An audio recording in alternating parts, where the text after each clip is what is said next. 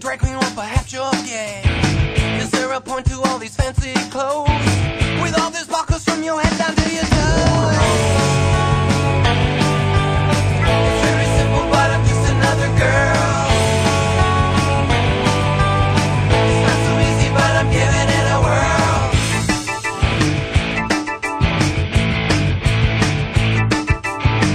Is there something that you're trying to prove? With all the makeup and the way you move, are you looking for some sympathy? No, I'm trying to be the best girl I can be. It's very simple, but I'm just another girl. It's not so easy, but I'm giving it a whirl. Like my martini stride, cosmos I won't deny. Smoke those long cigarettes. Thank God I'm not dead yet. Done all these crazy things, short of a wedding ring. Just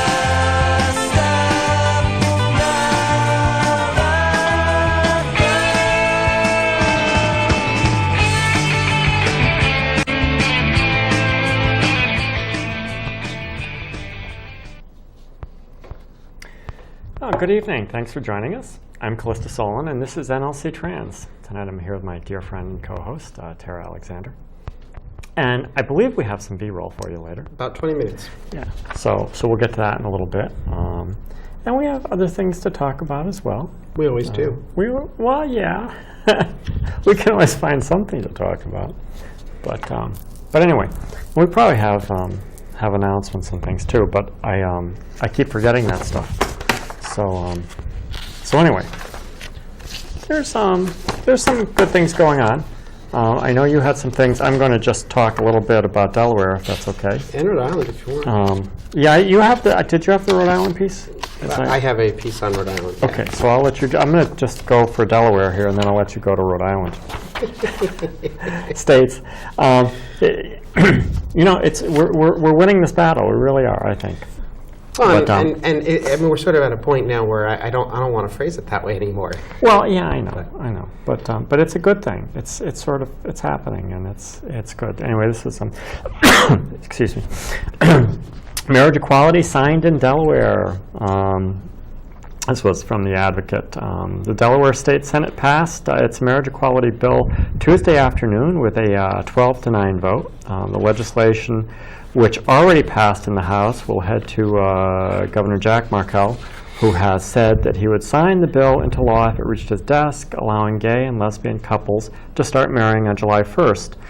The new law repeals the ban on marriages for same-sex couples that was approved in 1996. House Bill 75 passed after a lengthy floor debate, which included testimony from senators, religious leaders, and others who opposed marriage equality and homosexuality.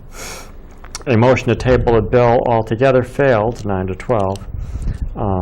Senator Robert Venables used the Queen James Bible, a take on the King James Bible that aims to share a less homophobic version of the biblical events, as an example of how LGBT activists have been able to change the conversation on gay rights, which he believes has happened too hastily. Another witness cited a study by Professor Mark Rogneris on the negative effects of gay parents, which has been debunked since its release. An attorney from the Conservative Alliance Defense Fund also testified before the Senate, warning that businesses that do not want to accommodate gay couples could face legal trouble, and that's a good thing. Anyway, so that was a good thing, and there was something else that came out of that, which I thought was kind of cool. I actually have a whole other piece on that, but that was had to do with Senator Karen Peterson, who came out as a lesbian during the debate, apparently. In the process of making Delaware the 11th state, plus the District of Columbia, with legal marriage equality, Senator Karen Peterson came out as a lesbian, telling her colleagues, "If my happiness somehow demeans or diminishes your marriage, you need to work on your marriage." Peterson mentioned her partner of 24 years, Vicky. They entered a civil union, which were officially established in January 2012. So, very, very cool. So as of July 1st, Yeah. there'll be marriage equality in Delaware. Very nice. So, happy. Did you have you have the Rhode Island thing? Well, the piece I have in Rhode Island, because we talked briefly last week about how in Rhode Island the bill was passing, how it had large support, how the governor was willing to sign it. What this piece is, interestingly, from the New York Times, is by Lincoln Chafee, and entitled "Why I'm Signing Marriage Equality into Law." And so he talks about, on Thursday, the Rhode Island House of Representatives is expected to approve legislation to extend the right to marry, and this was on May 1st, so this has already happened. Right. But, anyway, yes. He says, signing the bill will be gratifying for many reasons. When I first defended gay marriage in 2004 as a Republican United States Senator, most of my party colleagues were extreme in the opposition. In fact, to draw a line in the sand, they scheduled a vote on a constitutional amendment banning gay marriage in June 2006. And he says, in the end, only 6 Republican senators joined me in opposing the ban on gay marriage, the constitutional amendment. Susan Collins, Judd Gregg, John McCain, Olympia Snowe, Arlen Specter, and John Sununu. Of those, only Mr. McCain and Ms. Collins remain in the Senate. Even many of those Republicans opposing a constitutional ban avoided taking a position on gay marriage by saying it was an issue best left to the states. He says, I was one of only 4 members of the entire Senate to take that stand. The others being Senators Ron Wyden, Ed Kennedy, and Russ Feingold, 3 of the most socially liberal members of the chamber. At the time, hardly common company for a Republican. And he talks about how he did lose his office in a general rejection of Republican leadership.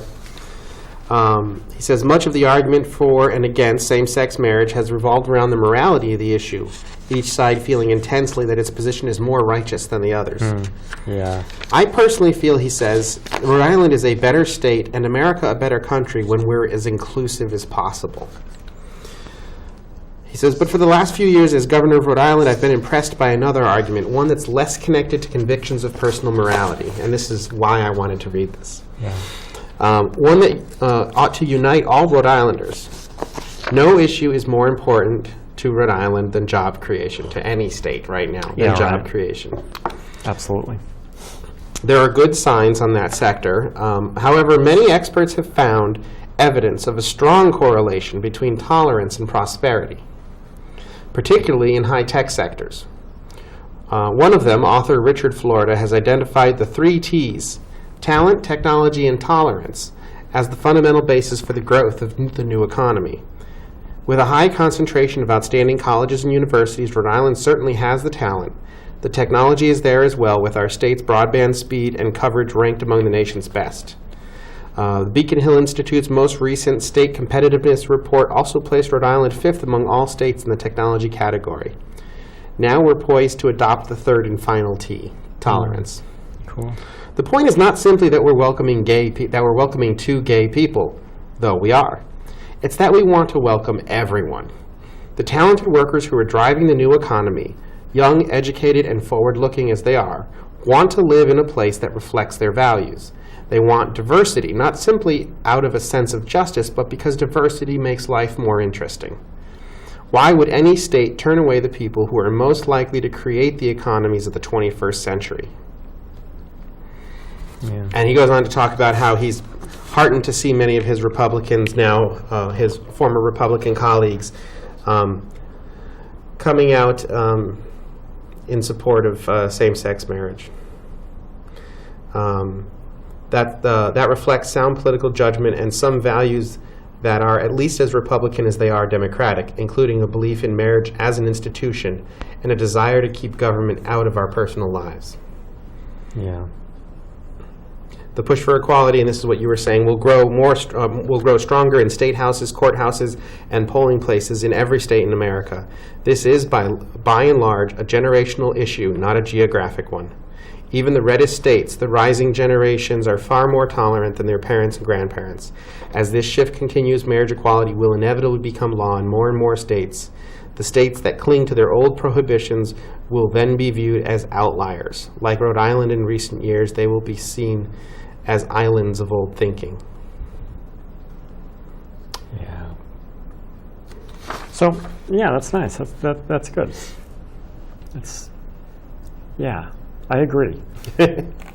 So yeah, so it seems like more and more states. It's just it's a matter of time. And equality is a good thing. This. Well, and I like how Governor Chafee puts it there is inclusiveness. You want to have an inclusive environment. Yeah. Anyway, cool. Moving on. Well, are you moving away from marriage equality? No. Okay. Did you have something? Yeah, I was. Go ahead. I wasn't going to. I actually wanted to talk. I'm sorry. I've lost it now. Do you want me to go through mine while you look? Or? Yeah, go ahead. All right. This is Cokie and Steve Roberts. That's not it. It's on the front here, from the Amarillo Globe News. Same-sex marriage opens rift in GOP. They say a group of rich Republicans is raising money to support same-sex marriage. By doing so, they reveal a fundamental split in conservative ranks between two very different philosophies. On one side are the Western or frontier conservatives who truly believe in small government and individual choice. On the other are Southern or evangelical conservatives who think government should be used to enforce moral values and determine personal decisions. One key supporter of same-sex marriage is Paul Singer, a billionaire hedge fund manager who contributed heavily to many conservative causes. He's a Jewish guy from New Jersey, not a Westerner. But he also has a gay son who is married to his partner. And when it comes to social issues, Singer identifies with the pragmatic live and let live of the tradition of the frontier. He says, quote, "The concept of gay unions fits very well within our framework of individual liberty and our belief that strong families make for a strong society. The institution of marriage is in very bad shape in this country, yet gay and lesbian couples want very much to be part of that institution. This should be what we want as conservatives, for people to cherish and respect this model and to want it for themselves."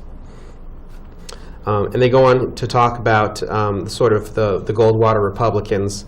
Barry Goldwater's granddaughter, Cece Goldwater, now sits on the board of Planned Parenthood's Arizona affiliate, saying that being conservative, her grandfather felt that the government should not decide what women do with their bodies. And they talk about how the sort of the current vein of the Republican Party, the social conservative vein, is more correctly called like the Helms version of conservatism, not the Goldwater. Right. Being backed by fundamentalist preachers like Pat Robertson and Jerry Falwell. It's a philosophy inspired more by religion than experience, by preachers more than ranchers, by following rules rather than solving problems.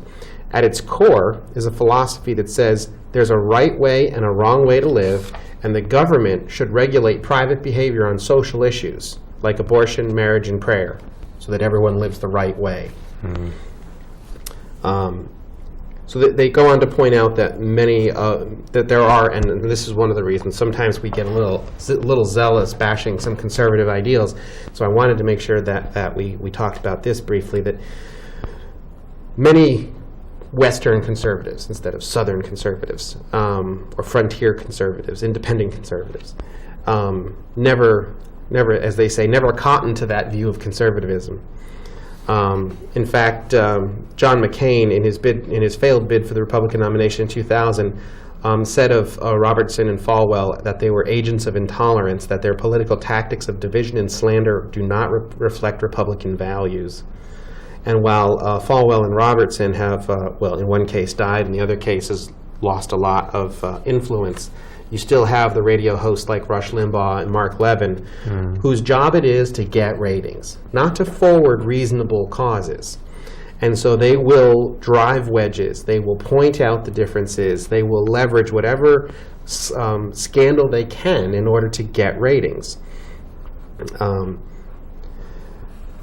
What Republican pollster Frank Luntz understands is that the radio hosts do not have the best interest of the Republican Party at heart. What they care about is great ratings. And to get that, they have to emphasize division and exploit grievances. No matter that Marco Rubio is bravely trying to save the Republican Party from itself, legitimate and effective compromise doesn't sell on talk radio. So they say Republicans like Paul Singer and Frank Luntz are trying to free their party from the agents of intolerance and the grand inquisitors who dictate doctrine and drive away women, gays, young people, and immigrants. Unfortunately, the odds are against them. Their words. Yeah. Yeah. And that'll be for another time. Okay. All right. Well, I just had a little thing here on gay adoption, which I was just going to read quickly, but which is sort of not marriage equality exactly, but along the same vein. You know, that certainly there are a lot of things equality and inclusion, sort of strong family values go along with that, but well, then our video tonight will actually fit in quite well. Really? Yes. Okay. Well, good. That's good. Anyway, this was actually from the Huffington Post, but this was just a little piece on that I wanted to read on adoption. Anyway, Philip McAdoo and his partner Sean Taverneau talked about starting a family on their very first date. This is a gay couple. At a barbecue joint in New York City. Both men had been ready to leave New York, and they talked about moving to the suburbs to raise a family in a real house. What they didn't talk about was the difficulty they might encounter trying to adopt a kid as a same-sex couple. Now, McAdoo says the issue should be at the forefront of the gay rights movement. If we never get married, that's fine, he told the Huffington Post in a recent interview. When we're about the livelihood of a child and two people coming together to really step up and advocate for that child, we think that takes highest priority. On Tuesday, McAdoo, along with his recently adopted son, Zaydan, joined a handful of senators and other same-sex families gathering at the Capitol to make the case for the reintroduction of the Every Child Deserves a Family Act, legislation that would lower some of the barriers faced by same-sex couples who want to adopt children from foster care. So anyway, that's very, very nice. So hopefully, this will happen. The legislation hopefully will be reintroduced, and it's just one of those things. We've talked about this before. So just some of the things that are not. I mean, adoption is a difficult thing for anybody. Obviously, yeah. There's a lot of hoops to jump through for adoption, but there are lots of kids out there that need families, and right.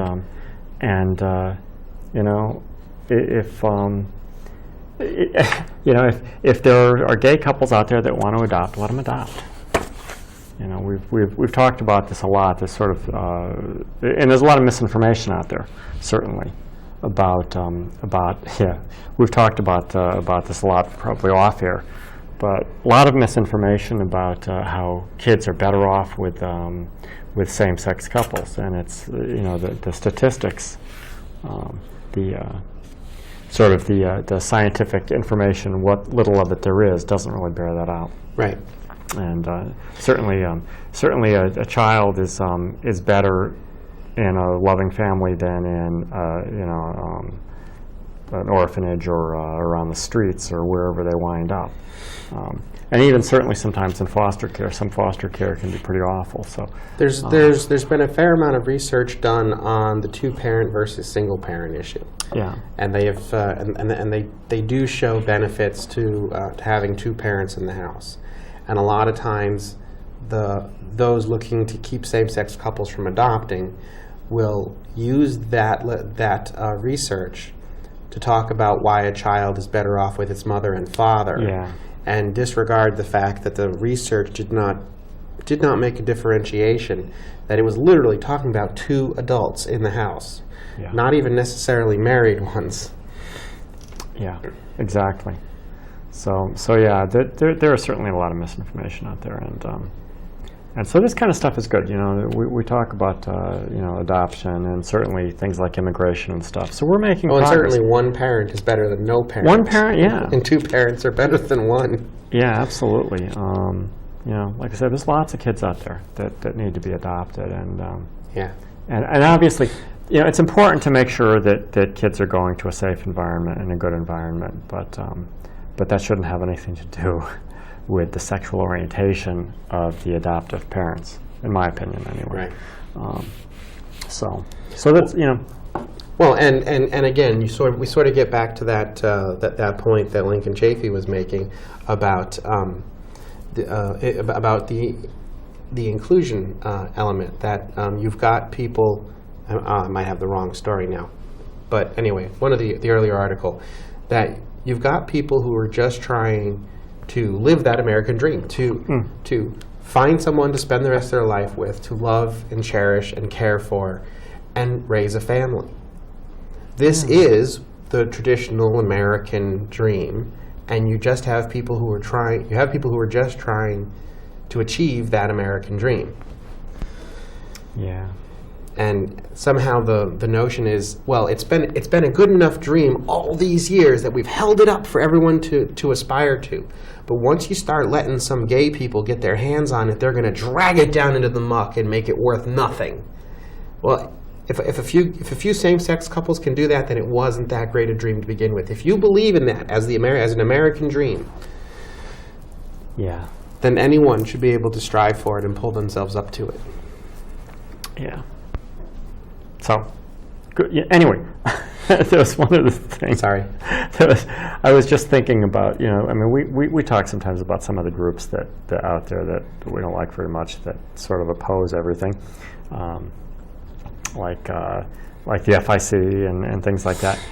Certainly, I saw a thing today, which, it wasn't real. It was fake, and it was great. It was actually on the Huffington Post, and it was one. You probably saw it too. Westboro Baptist. There was Westboro Baptist Church, and they're holding up signs. They're opposing the 17-year cicadas. It was like the 17-year cicadas are a plague from God because you allow gay people in the country. It wasn't real. It was fake, but it was funny, and I saved the picture because it was cute. But the author there wrote, "Why not? Why not? They oppose everything. They oppose everything else." So. It was like holding up signs with the circle and the cross over the cicada, because the 17-year cicadas are due in big numbers this year. Yes. And they're going to be big problems this year. And so the Westboro Baptist Church was out there picketing or whatever they do, but it wasn't real. Yeah. It was cute though, and I liked it. It was like, yeah, that would be just about right for them. So anyway, you saw it too. So. Yes. And I'm afraid I don't actually have my introduction to our video tonight. You don't? I was trying to find it, and I forget where I found it, so I won't be able to read that. But what it boils down to is we've shown a video in the past from a young man named Zach Walls. Mm-hmm. Yep. And Zach Walls was raised by two women. He's an Eagle Scout. I'm not even going to get into it because the video will give his backstory. Yeah. But he's a very, very intelligent, very accomplished young man. Very articulate. Very articulate, Yeah. and has become a sort of lightning rod for for advocacy. He's written a book called My Two Moms. He's appeared on Jon Stewart and Ellen DeGeneres. And a few other places. He's gotten a lot of media attention because he's not gay. Right. His moms are. And in this little blurb that we found about him, which I swore I printed out, but I don't know where it is now, he talks about another category in the alphabet soup of GLBTQSI+. Yes. Queer spawn. Queer spawn, is what he calls it. I like Queer that. spawn. That was wonderful. Basically that, just like the couples that are fighting for the right to adopt kids, you also have heterosexual kids now being raised by same-sex parents, and now these heterosexual kids are being forced to endure the slanders Yes. of that LGBT folks themselves have had to endure for years. And so there's a whole nother category that I'm going to let Zach introduce to you tonight. Yeah. There's a lovely story about Zach. He was a toddler, just beginning to say a few words, and we're down in our basement, climbs up on top of this toy slide, and begins with gibberish, baby talk, like an orator. Wonderful gestures. My friends and I who were watching said, "My God, looks like a real politician. Like, that's Senator Walz." I think family is important most fundamentally because of the support that it creates for all of us. But if you look at the successes that this country has seen, nobody's ever done it by themselves. And at the most fundamental level, that really starts with the family. I knew from when I was just a little kid that I had a mom and didn't have a dad. And then when Jackie showed up, I had two moms.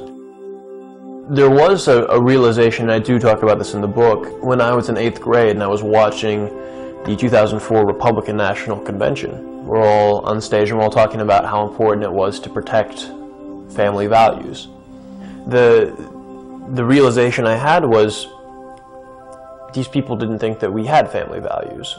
And without, asking for any of this, they just decided arbitrarily that, oh, well, we have family values and we have a monopoly on what that means and you don't have it. And in fact, you are threatening family values.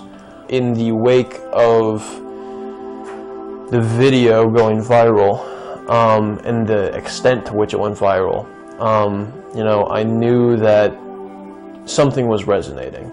It's like, wow, that's Zach, that's really cool. And I watched it a few more times, and it's like every time I see it, I get a little more tearful, which is really, it's really interesting. And I thought, if we can do that with like a 3-minute video, what can we do with like a whole book? I realized that the story and what people, I think, a lot of people who are very either tepid supporters of marriage equality or are kind of on the fence about it, they're worried about the kids. I think by telling this story in a longer than 3-minute, format, I've got the opportunity to, share this story more in depth and on my own terms. And if you really, sit down and have dinner with a family like mine, I think it would be very difficult to walk away and not maybe wonder why we were so normal. Love is what makes a family. Family is a group of people who love each other. It's as simple as that. What's important are the love, the commitment, and the efforts, that get put forth by those around you to shape and support you, and to be there when you need them to be there. And that's what love is, and that's what I've got, and it's awesome. So, love you guys.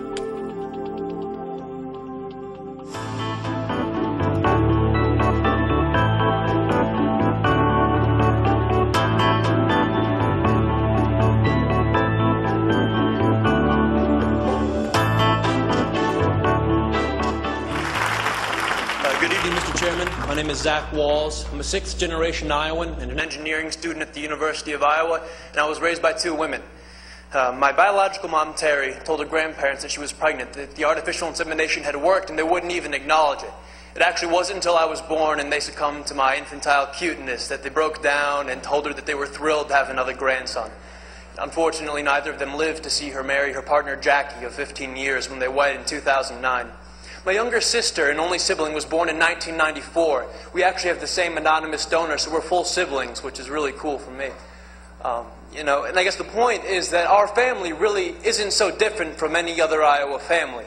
When I'm home, we go to church together, we eat dinner, we go on vacations. But we have our hard times too, we get in fights. Actually, my mom, Terry, was diagnosed with multiple sclerosis in 2000. It is a devastating disease that put her in a wheelchair, so we've had our struggles. But, we're Iowans. We don't expect anyone to solve our problems for us. We'll fight our own battles. We just hope for equal and fair treatment from our government. Being a student at the University of Iowa, the topic of same-sex marriage comes up quite frequently in classroom discussions. And the question always comes down to, well, can gays even raise kids? And the question, the conversation gets quiet for a moment because most people don't really have an answer. And then I raise my hand and say, actually, I was raised by a gay couple, and I'm doing pretty well. I scored in the 99th percentile on the ACT. I'm actually an Eagle Scout. I own and operate my own small business. If I was your son, Mr. Chairman, I believe I'd make you very proud. I'm not really so different from any of your children.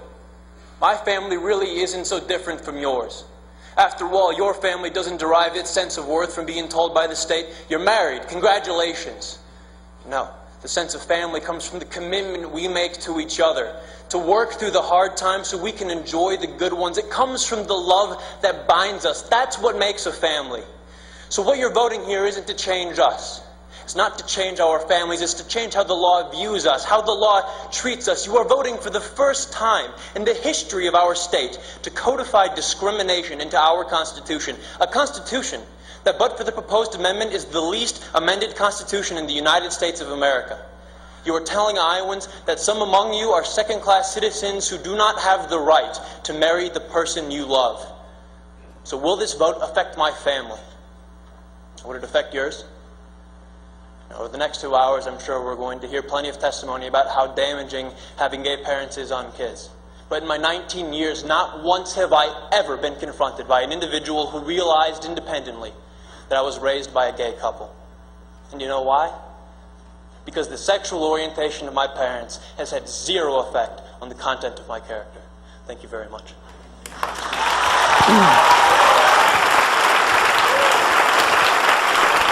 Thank you very much. Thank you. As Elizabeth mentioned, my name is Zach Walls.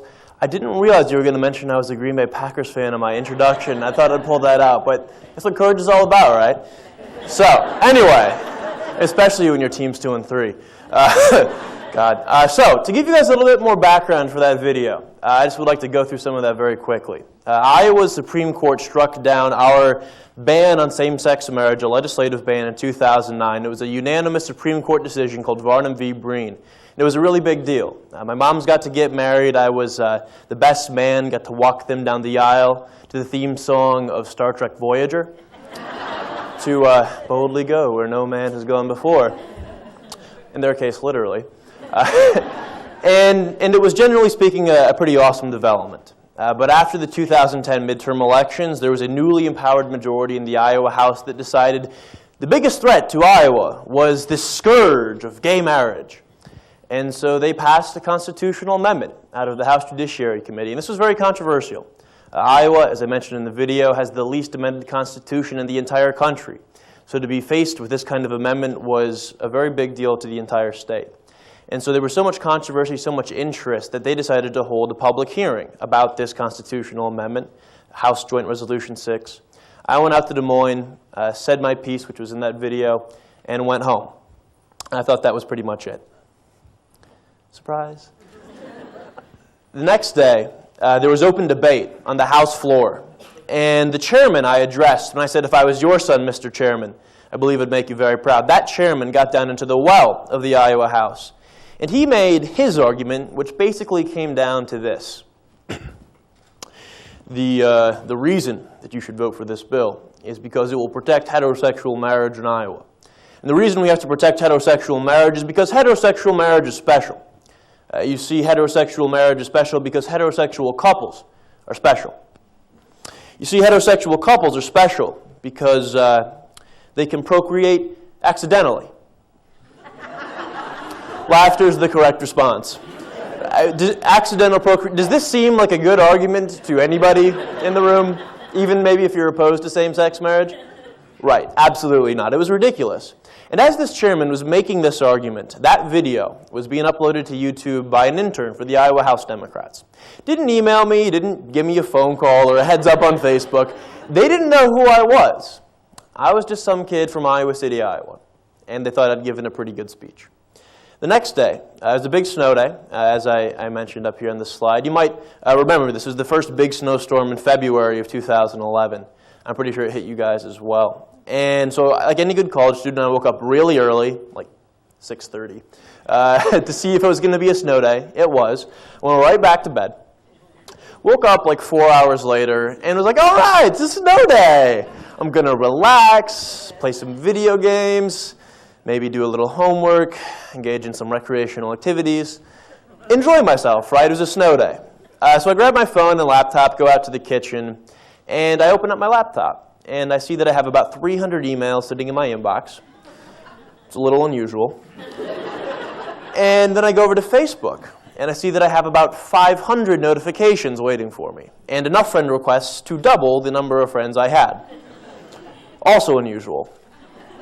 And as I start reading through these messages, I see one of them is from an ex-girlfriend of mine, and she says that she saw this video of me talking on Perez Hilton's blog and thought it was great, and if I wanted to catch up and get coffee, she was free next week.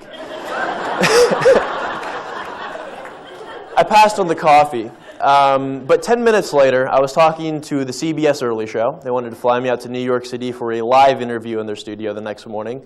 Clearly wasn't looking at the weather. Then it was MSNBC 10 minutes after that. And 10 minutes after that, it was the Ellen DeGeneres Show. By the end of the week, I had been interviewed live on national television from my mom's living room. I had been approached by a book agent, a speaking agent. I'd heard from people all over the country and been contacted by basically every major media outlet except for Fox News. I was surprised too.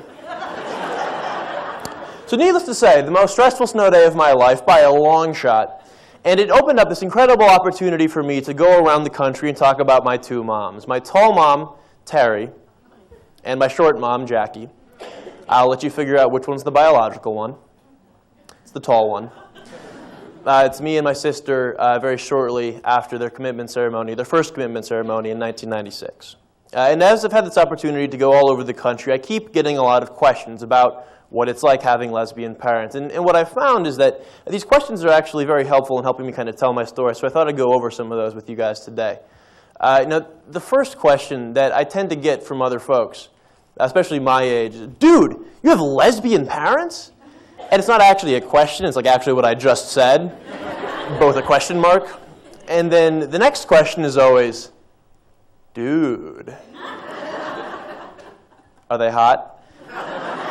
And it's that really awkward moment where you just asked me if my parents were hot.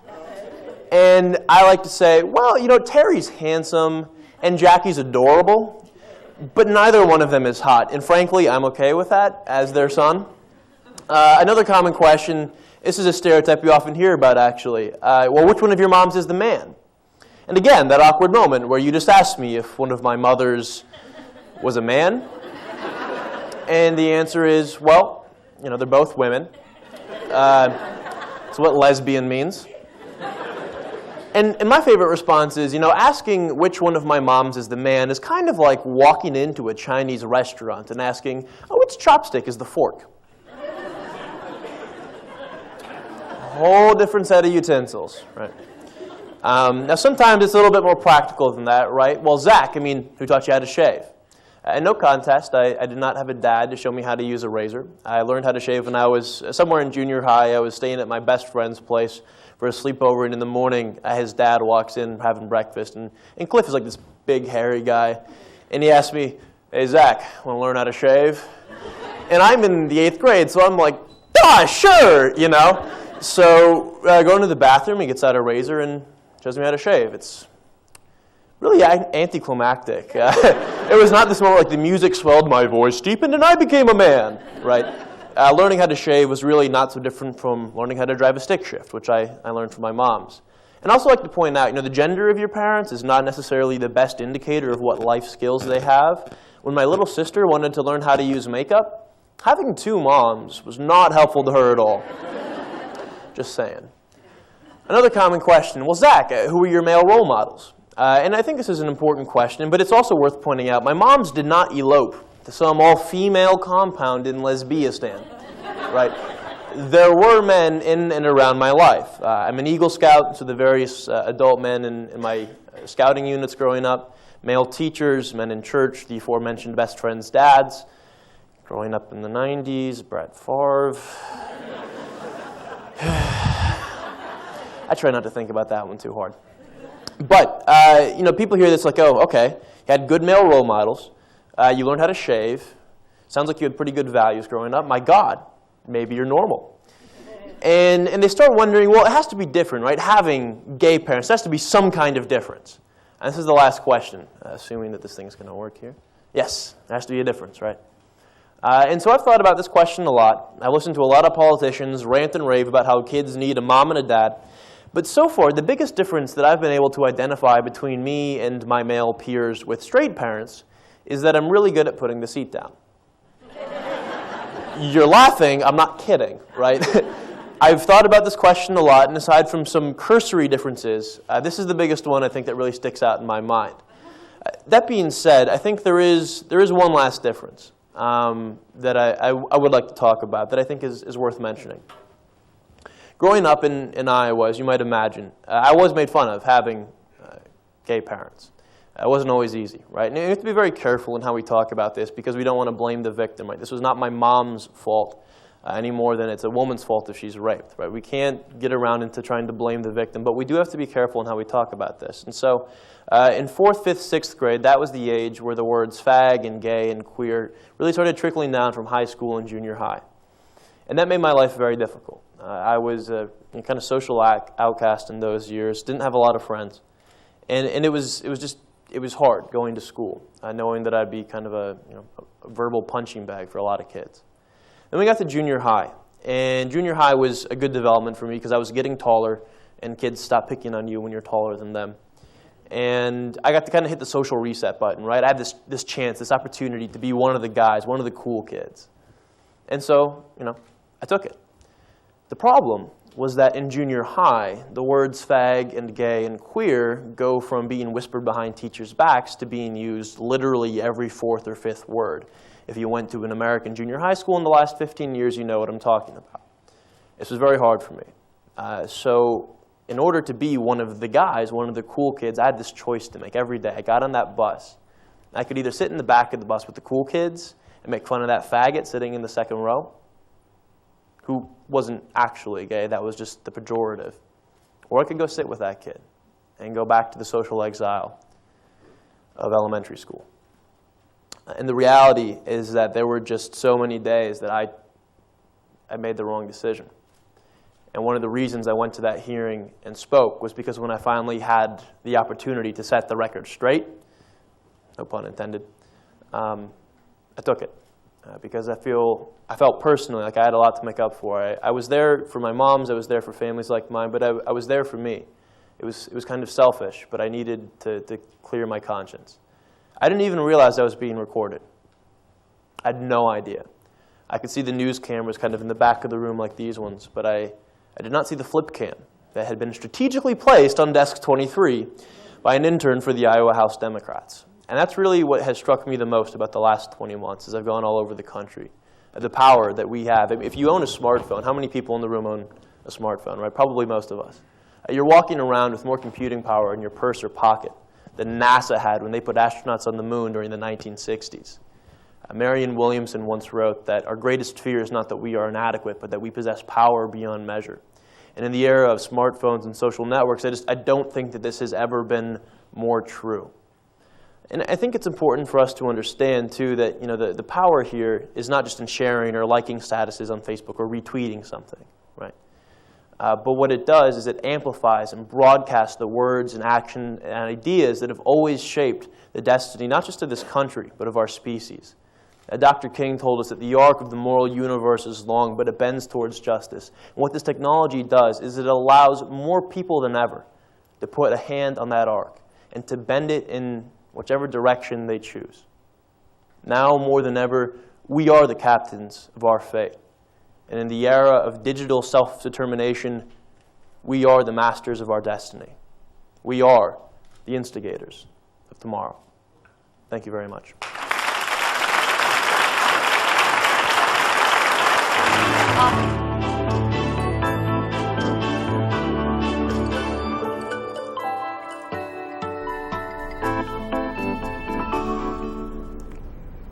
Well, welcome back. Hope you enjoyed that. I did. Certainly, Zach is wonderful, isn't he? What a wonderful young man, and such a great speaker. It's like, yeah, we were talking. Tara and I were talking during the break here about where this kid's going. Obviously, he's going places.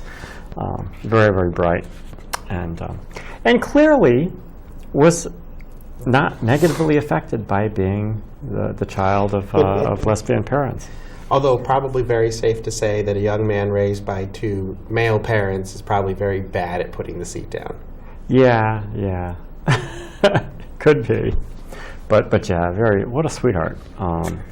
Great kid. So that's a good thing. Anyway. So that was a nice piece of footage. I didn't even know that existed, but I had seen the original one previously. The actual speech to the Iowa House, yeah. But that's great. I didn't. So yeah. Yeah. No. Very cool. Well, one leak leads to another. Zach Walls actually has a homepage. Zach Wall. I think it's zachwalls.com or something like that. But if you search his name, ZACHWAHLS, you can find it very easily. Yeah. And you can read his book. And yes, you can get his book, but he also has links to the videos, and he talks. It's not a huge website, but it talks about his experience accidentally becoming a public figure. Yeah. You know what? I have a feeling that it would have happened anyway.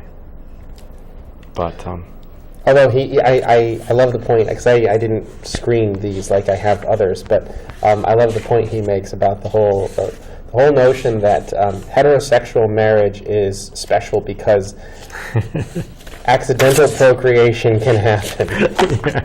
Yeah, that is.